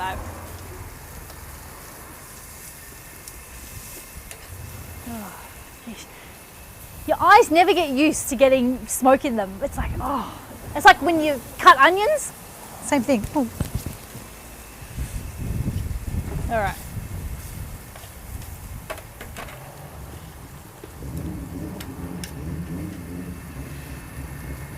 We need to do what they do with the cartoons. One person on one side, one person on the other, and lift up the the cord or the wire.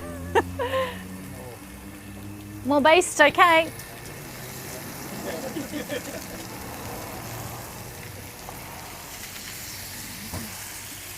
All right.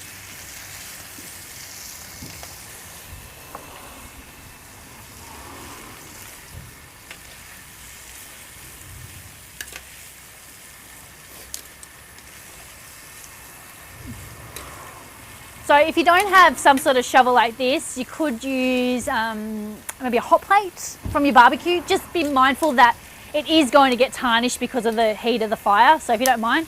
Otherwise, even an old fry pan or something, just make sure it's big because it needs to be big enough that when you're carving it, you can catch it. Okay. Oh, everyone jump in. We're raining. It's raining. That was a sign, Tony. Come on, let's get the show on the road.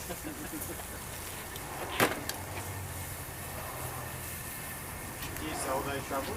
Yeah, we do. Yeah, the boys got them inside. If you wanted. All right. Oh.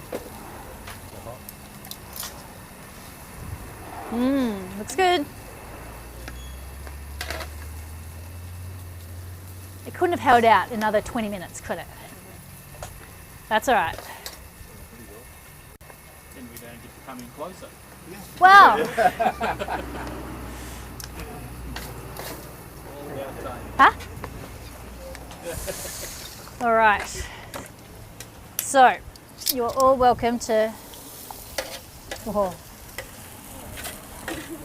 Love that sizzle.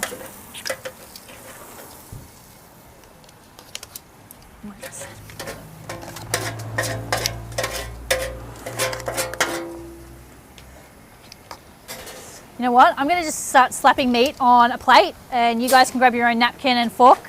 So don't be shy. Come on. Yeah, I'm just trying to do this as quick as I can before the rain and the wind.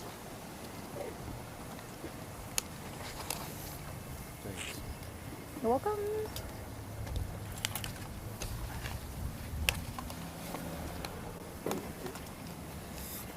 Just very little for me, that's it. That's it. Oh, That's fine. really? You, yeah, I had a little bit. You're welcome. Yeah, that's on. it. That's fine, thank you. We could have been friends. Yeah. Huh? We could have been friends. I could have taken him. Oh, that's right. He wasn't thinking of you, was he?